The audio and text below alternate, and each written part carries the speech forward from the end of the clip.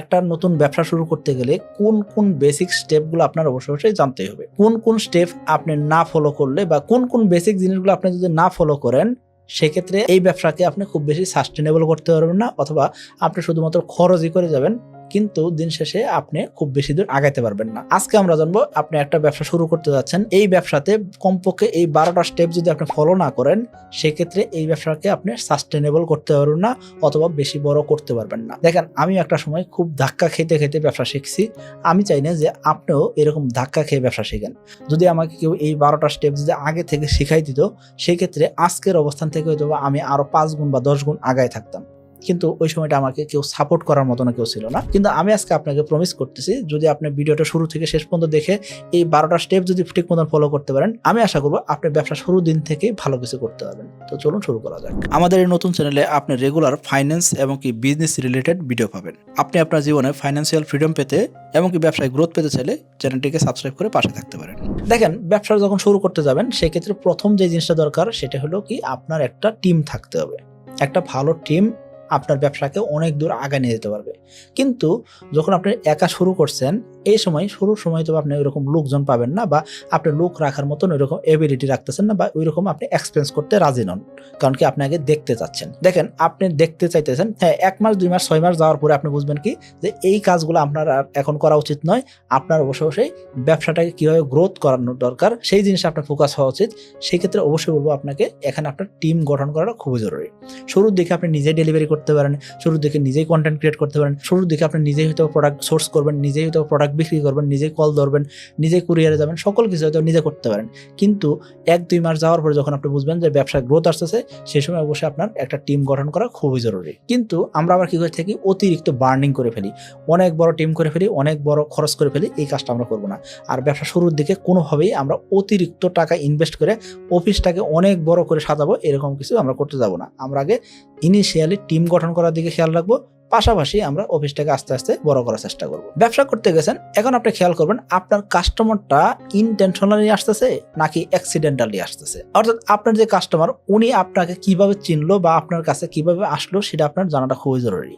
এখন আপনি যদি জাস্ট চিন্তা করেন যে আমার কাছে অনেক কাস্টমার আসতেছে, সেক্ষেত্রে আপনি তো খুশি হতে পারেন, শুকরিয়া করতে পারেন, কিন্তু আমি আপনাকে বলবো আপনার এই কাস্টমারটা কিভাবে আসলো। ধরেন এই কাস্টমার ইনটেনশনালি, অর্থাৎ পছন্দ করে আপনাকে মার্কেটে খুঁজে আপনাকে দেখে শুনে আসছে, তার মানে কি আপনার ব্যবসাটা সাস্টেন করবে। কিন্তু এই কাস্টমার যদি আপনার কাছে অ্যাক্সিডেন্টালি আসে, অর্থাৎ হুট করে তার একটা সমস্যা হয়েছে, সে আপনার কাছে আসছে, তো একবার সার্ভিস নিচ্ছে, পরবর্তীতে কিন্তু আর সার্ভিস নিবে না। এই জন্য আমি আপনাকে বলবো অবশ্যই আপনার ব্যবসাটা যদি অ্যাক্সিডেন্টালি না হয়, ইনটেনশনালি যেতে হয়, মানুষ আপনার ব্যবসা সম্পর্কে জেনে বুঝে আসবে, এটি স্বাভাবিক হওয়া উচিত। কিন্তু কোনোভাবেই যদি আপনার ব্যবসাতে যদি কাস্টমার যদি অ্যাক্সিডেন্টালি আসে, সেক্ষেত্রে আমি বলবো আপনাকে এই ব্যবসা গ্রোথ খুব বেশি হবে না। অর্থাৎ আমরা এরকম বলতে পারি, আপনি একটা ব্যবসা শুরু করছেন, প্রথম থেকে আপনি খুব বেশি লাভ করতেছেন, এই ক্ষেত্রে এই ব্যবসাটা খুব বেশি সাস্টেন করবে বলে আমি ধারণা রাখি না, বা এটা আমার কাছে মনে হয় না। আমি ঢাকা শহরে 50টার উপর ব্যবসা করে আসছি। এই 50টার উপর যে ব্যবসা করছি, সবগুলো ব্যবসা লাভ করছে এরকম না, অধিকাংশ ব্যবসা থেকে আমি লোকসান করে আসছি।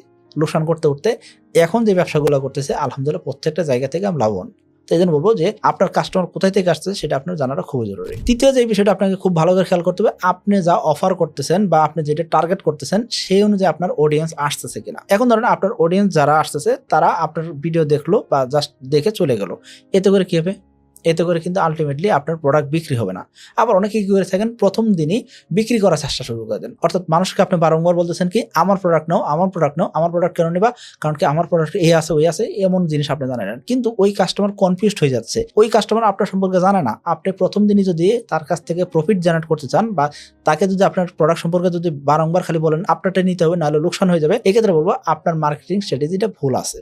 তো আমি আপনাকে বলবো আপনার অবশ্যই উচিত আপনি যে মার্কেটে এক্সিস্ট করেন, সেটা আপনি অ্যাওয়ারনেস তৈরি করেন, মানুষকে আগে জানান, তারপর কি করেন, আপনি মানুষকে কনভিন্স করেন, এরপর আপনার ব্যবসা হবে। আপনি যে ব্যবসাটা করতেছেন, এই ব্যবসার একটা ভালো প্রপার মডেল থাকা উচিত। এখন অনেকে বলবেন যে ভাই আমার ব্যবসা তো লাভ হচ্ছে। এখন লাভ হচ্ছে ঠিক আছে, কিন্তু কত টাকা লাভ করতেছেন সেটা আপনাকে জানতে হবে, এবং কি আপনি এর পিছনে কত টাকা খরচ করতেছেন, কয় টাকা খরচ করে কয় টাকা বিক্রি করলেন, এবং কি কত টাকা লাভ হলে সেটা আপনার খুব ভালোভাবে জানা উচিত। তা নাহলে এই ব্যবসা খুব বেশি দূর সাস্টেন করবে বলে আমার মনে হয় না। অর্থাৎ আপনার একটা কাস্টমার অ্যাকোয়ার করতে যে পরিমাণে আপনি খরচ করতেছেন, বার্ন করতেছেন, খরচ করার পরে কাস্টমার আসলো, প্রোডাক্ট কিনলো, একটা প্রোডাক্টে আপনার লাভ হলো, কিন্তু এই লাভের পরিমাণটা পার্সেন্টেজটা কেমন সেটা আপনাকে জানতে হবে, এবং আপনার ব্যবসার মডেলটা আপনাকে বলে দেবে আপনি কতটুকু সাস্টেন করবেন বা আপনি কত বড় হতে পারবেন। একটা সময় যায় অনেক ব্যবসা গ্রোথ আটকায় যায়, আর বড় হতে পারে না। কারণ কি, তাদের এই ব্যবসার মডেলে ভুল ত্রুটি আছে, এই ভুল ত্রুটিগুলো অবশ্যই শুধরানো উচিত। আপনি একটা অ্যাড রান করলেন, সেক্ষেত্রে আপনাকে অবশ্যই ক্রিয়েটিভ হতে হবে। যদি আপনি স্বাভাবিক একটা অ্যাড রান করে দিলেন বা স্বাভাবিকভাবে আপনি দুই একটা অ্যাড রান করে আপনি ভাবলেন যে এটা খুব চলবে, এই কাজটা ভুল। আপনাকে এমন ক্রিয়েটিভ হতে হবে যে আপনি একটা অ্যাড রান করার সময় কমপক্ষে 15 বার, 20 বার বা 30 বার আপনি টেস্ট করবেন। আপনি টেস্ট 15-20 বার করার পরে তারপরে একটা প্রোডাক্ট সম্পর্কে আপনি ডিটেল জানতে পারবেন, বা এই প্রোডাক্টের এমভিপি কেমনভাবে কাজ করবে, বা এই প্রোডাক্ট আসলে মানুষের কাছে কতটুকু গ্রহণযোগ্যতা রাখবে, সেই সম্পর্কে জেনে বুঝে তারপর আপনি হয়তো ভালো কিছু করতে পারবেন। কিন্তু আমরা বেশিরভাগ ব্যবসায়ী কি করে থাকি, জাস্ট একটা অ্যাড রান করে দিই, আর কোনো কিছুতে ফোকাস রাখি না। এই কাজটা করা যাবে না। আপনি অ্যাড রান করলেন, সকল কিছু করলেন, করার পরে এখন আপনার এই কাস্টমার আপনাকে নক করছে বা আপনার কাস্টমার লিড পাইলেন, আপনি এই লিড জেনারেট হয়েছে। এখন কাস্টমারের কাছে আপনি কত দ্রুত পৌঁছাবেন সেটা খুবই জরুরি। অর্থাৎ কাস্টমার কাছে আপনি যত দ্রুত পৌঁছাতে পারবেন তত আপনি বিক্রিটা বেশি করতে পারবেন। অর্থাৎ আপনি কাস্টমার কাছে যত দ্রুত পৌঁছাবেন, কাস্টমার আপনাকে নক করার সাথে সাথে আপনি যদি তার কাছে পৌঁছাতে পারেন, তার মানে বোঝা যাবে এখানে আপনার বিক্রি করার চান্সটা কয়েক গুণ বেড়ে যাবে। অর্থাৎ আগে যদি 1 টাকা বিক্রি হইতো, এখন এটা 3 টাকা, 4 টাকা, 5 টাকাও বিক্রি হতে পারে। অর্থাৎ আগের তুলনায় অনেক বেশি বিক্রি হওয়ার চান্স বেড়ে যাবে। এই জন্য বলবো, লিড জেনারেট করছেন, লিড জেনারেট করার পরে দেখা যাচ্ছে যে আপনি 1 মাস পরে ফোন দিলেন, 3 দিন পরে ফোন দিলেন, 10 দিন পরে ফোন দিলেন, কাস্টমার ইমোশনাল হয়ে নক করছিল, লিড জেনারেট করছেন, কিন্তু দিন শেষে আপনি নক করতে দেরি করছেন। এই কাজটা করা যাবে না। খেয়াল করবেন, আপনি যেরকম ক্রেতা সেরকম আপনি একজন বিক্রেতা হবেন। আমি নিজেও যখন বিভিন্ন ওয়েবসাইট থেকে যখন কেনাকাটা করার চেষ্টা করি, দেখা যাচ্ছে অনেক জায়গায় আমি এরকম দেখি যে তারা সর্বোচ্চ 1 ঘন্টার ভিতরে নক করে ফেলে। আবার অনেক জায়গায় এরকম দেখি যে তারা 1 মাস পরে নক করছে।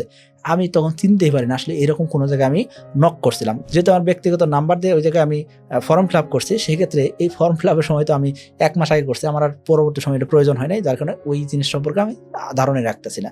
এই জন্য বলবো, যত দ্রুত সম্ভব কাস্টমার কাছে পৌঁছাইতে হবে। 7 নাম্বার সবচেয়ে ইম্পর্টেন্ট একটা জিনিস, সেটা হলো কি, কাস্টমারের অবজেকশনগুলো আপনাকে শুনতে হবে এবং এগুলো হ্যান্ডেল করতে জানতে হবে। কাস্টমারের অবজেকশন থাকতেই পারে। একটা কাস্টমার আপনার ওয়েবসাইটে ঢুকছে বা আপনার একটা প্রোডাক্ট সম্পর্কে দেখতেছে, ওনার এই প্রোডাক্ট সম্পর্কে 10টা প্রশ্ন হইতে পারে।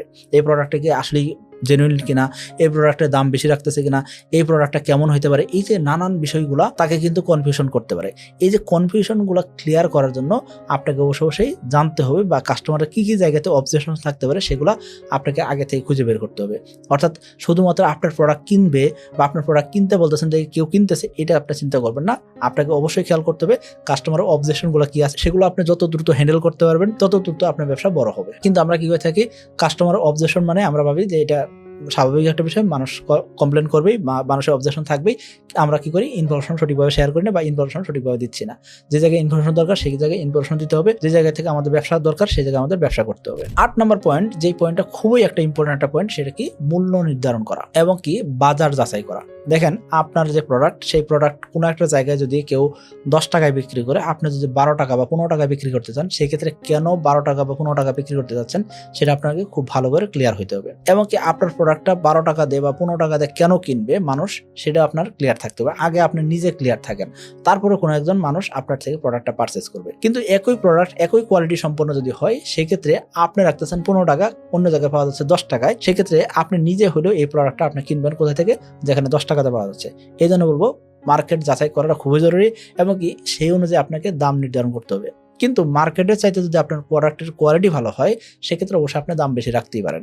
এক্ষেত্রে খেয়াল করবেন, দামটা এমনভাবে নির্ধারণ করতে হবে যাতে কোনোভাবেই কাস্টমার আপনার কাছে আসলে মনে করে না যে এই যে 5 টাকা বেশি নিতেছে, এই 5 টাকার বার্ডেন তার কাছে যাতে মনে না হয়, সে যাতে একটা কোয়ালিটিফুল প্রোডাক্ট কিনতেছে, সেই জিনিসটা যাতে তার মাথায় আসে।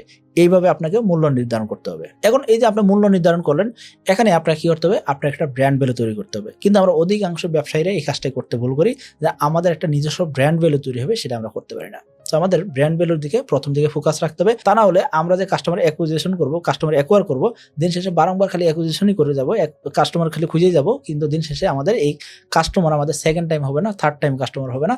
যার কারণে আমাদের কি হবে, কাস্টমার অ্যাকুইজিশন কস্ট বেড়ে যাবে, দিন শেষে আমাদের প্রোডাক্টের ব্র্যান্ড ভ্যালু থাকলো না, যার কারণে কিন্তু মার্কেটে আমাকে বারংবার মানুষের প্রশ্নের সম্মুখীন হতে হবে। তো এই জন্য বলবো, অবশ্যই একটা ব্র্যান্ড ক্রিয়েট করাটা খুবই জরুরি। এখন এই ব্র্যান্ড মানে অনেকে হয়তো ভাববেন শুধুমাত্র নাম। হ্যাঁ, নাম ঠিক আছে, একটা ব্র্যান্ডের নাম মানুষের কাছে কেন মনে রাখবে, মানুষ যাতে মনে রাখে এরকম একটা স্টোরি থাকতে হবে, ব্র্যান্ডের একটা ভ্যালু থাকতে হবে, তাহলে শুধুমাত্র আপনি এই জায়গা থেকে ভালো কিছু করতে পারবেন। 10 নম্বর যে পয়েন্ট, সেটা হলো টার্গেট এন্ট্রি পয়েন্ট। একটা কাস্টমার আপনার কাছে কেন আসলো সেটাকে আপনার খুঁজে বের করতে হবে। শুধুমাত্র যেই কাস্টমার আপনার থেকে প্রোডাক্ট কিনলো, শুধুমাত্র উনি কি আপনার কাস্টমার? দেখেন, আমরা যখন সাকিব এগ্রোটেক প্রাইভেট লিমিটেড যখন কোনো একটা ব্যবসা করি, সেক্ষেত্রে একটা কাস্টমার আমাদের থেকে একটা প্রোডাক্ট কিনছে, উনি আমাদের কাছে সেকেন্ড টাইম সার্ভিসের জন্য আসেন। এখন যখন সার্ভিসটা ভালো পাচ্ছেন, প্রোডাক্টটা ভালো পাচ্ছেন, তারপর কি করেন, উনি রিকমেন্ড করেন আরো 10 জন 20 জনকে নিয়ে আসেন। তাহলে কি হচ্ছে, তখন আমাদের মাউথ টু মাউথ ব্যবসা হচ্ছে, অর্থাৎ মানুষ মুখে মুখে বলতেছে, মুখে মুখে বলার মাধ্যমে দিয়ে ওই যে কাস্টমারগুলো হচ্ছে তাদের সাথে আমাদের সেকেন্ড টাইম ডিলও করতে হয় না, জাস্ট তারা আমাদের অ্যাকাউন্ট নাম্বার নেয়, ব্যাংকে লেনদেন করে দিচ্ছে, একেবারে হ্যাসেল ফ্রি হয়ে যাচ্ছে। কিন্তু প্রথম যে কাস্টমার অ্যাকুইজিশন করছি সেই সময় কিন্তু আমাদের খুব কাঠখড়ি পুরাইতে হয়েছে। এই জন্য বলবো যে একটা কাস্টমার কোথায় থেকে আসলো সেটা আপনাকে ভালোভাবে খুঁজে দেখতে হবে, এবং কি সে কতটুকু পটেনশিয়াল এবং কি তার আশেপাশে মানুষজনকে বা তার পরিবারকে সে কতটুকু ইনফ্লুয়েন্স করতে পারে সেটা একটা কিন্তু খুব জরুরি বিষয়। এই জন্য বলবো অবশ্যই এই জিনিসগুলো আপনাদের খেয়াল করতে হবে যে কাস্টমারের টার্গেট এন্ট্রি পয়েন্টটা আমাদের খুব ভালোভাবে ক্লিয়ার থাকতে হবে। আমাদের এই নতুন চ্যানেলে আপনি রেগুলার ফাইন্যান্স এবং কি বিজনেস রিলেটেড ভিডিও পাবেন। আপনি আপনার জীবনে ফাইন্যান্সিয়াল ফ্রিডম পেতে এবং কি ব্যবসায় গ্রোথ পেতে চাইলে চ্যানেলটিকে সাবস্ক্রাইব করে পাশে থাকতে পারেন। 11 নম্বর যে পয়েন্টটা সেটা কি, কস্ট মিনিমাইজ করা। যে কোনো খরচ আপনাকে মিনিমাইজ করতে জানতে হবে, কারণ কি একটা খরচ কমাইতে পারা মানে কি আপনার নিজের যেরকম লাভ, আবার অন্যদিকে কাস্টমারের লাভ। অর্থাৎ আপনি মাঝে মাঝে কি করতে পারেন, আপনি ডেলিভারি ফ্রি অফার দিতে পারেন। ডেলিভারি ফ্রি অফার দিলে আপনার খরচ কিন্তু বাড়লো, কিন্তু কাস্টমারের খরচ কমছে। এখন কাস্টমার যখন খরচ কমবে, কাস্টমার কি করবে, আপনার প্রতি ট্রাস্টেড হবে বা আপনার প্রতি সেই ইমোশনাল হয়ে প্রোডাক্ট বেশি কিনবে। এখন যখন বেশি বিক্রি হবে তখন কি হবে, লাভের পরিমাণ বেশি হবে। তো এই জন্য বলবো যে আপনার খরচ বাড়লো ঠিক আছে, কিন্তু কাস্টমার খরচ কমলো, এই ক্ষেত্রে কিন্তু ব্যবসা বেশি হইতেছে। আর ব্যবসা বেশি হলে তখন এই ছোট একটা কষ্ট হইতে খুব বড় বিষয় না। কিন্তু আমরা চিন্তা করি কি ঢাকার ভিতরে 70 টাকা খরচ হইতেছে, সেটা আমাদের কাস্টমার উপর দিতেই হবে। অনেক ক্ষেত্রে হয়তো না দিলেও চলবে। তো আমরা ছোট ছোট খরচ কমানোর চেষ্টা করবো। তার মানে এমন নয় কিছু খরচ যদি আমাদের অ্যাড হয় এতে করে আমাদের ব্যবসায় লোকসান হবে। তো আমি আপনাকে বলবো এই জন্য আপনি কিছু ট্রিক্স অবশ্যই অবলম্বন করবেন, তবে কস্ট মিনিমাইজ করাটা চেষ্টা করতে হবে। আমরা শুরুর দিকে বড় অফিস না নিলেও চলবে, আমাদের একটা ব্যবসা শুরুর দিকে বড় অফিস না নিলেও কোনো সমস্যা নেই, কিন্তু আমাদের অবশ্যই খেয়াল করতে হবে যে ব্যবসা যাতে প্রপারলি হয় সেই ব্যবস্থাপনা আমাদের আছে কিনা। সর্বশেষ 12 নম্বর যে বিষয় সেটা কি, আমাদের অনেক উদ্যোক্তা ভাই, অনেক ব্যবসায়ী ভাইরা এটা করেন না, সেটা কি লাইসেন্স এবং কি লিগ্যাল ডকুমেন্টসের ব্যবস্থাপনা আমাদের থাকে না। এটা আমরা করবো না। আমরা বাসা থেকে ব্যবসা শুরু করতে পারি, ঠিক আছে, আমরা 6 মাস দেখবো, 3 মাস দেখবো, কিন্তু আলসেমি করে আর 2 বছর 3 বছর আমরা এই ব্যবসার আর ট্রেড লাইসেন্স করি না, এই ব্যবসার কোনো ব্যাংক অ্যাকাউন্ট করি না, বা এই ব্যবসাকে লিমিটেড কোম্পানি করতেছি না, বা এটাকে আমরা কোনোভাবে আরো বড় করার কোনো পরিকল্পনা করতেছি না। জাস্ট ওই বাসার ভিতরে ছিলাম, এখন দেখা যাচ্ছে আর একটু বড় করতেছি। এই যে কাজটা, এই কাজটা আমাদের করা উচিত নয়। অবশ্যই খেয়াল করবেন লাইসেন্স এবং কি লিগ্যাল পেপারগুলো আপনার ব্যবসার ট্রাস্ট বাড়াবে, যেরকম আপনার ব্যবসার পরিধি এরকম বাড়াবে। আপনি অবশ্যই বাংলাদেশে বসে ব্যবসা করতেছেন, সেক্ষেত্রে আমি আপনাকে বলবো লিগালি ব্যবসা করার চেষ্টা করেন, লাইসেন্সগুলো সবসময় আপডেট রাখার চেষ্টা করেন, এবং আপনি যে একজন ব্যবসায়ী, আপনার যে একটা পরিচয় আছে, কত বছর যাবত ব্যবসা করতেছেন সেটা কিন্তু এই যে ট্রেড লাইসেন্সের ভিতরে কিন্তু থাকতেছে। এই জন্য বলবো আপনি কত বছর ব্যবসা করেন সেটা কোনো বিষয় না, কিন্তু আপনার লাইসেন্স কত বছর থেকে সেটা কিন্তু বড় বিষয়। সেই জন্য বলবো এই জিনিসগুলো আপনাকে খেয়াল রাখতে হবে, শুধুমাত্র ব্যবসা করলে হবে না, লাইসেন্সটাও ক্লিয়ার রাখতে হবে। আশা করি বুঝতে পারছেন। সকলে ভালো থাকবেন, সুস্থ থাকবেন। আসসালামু আলাইকুম।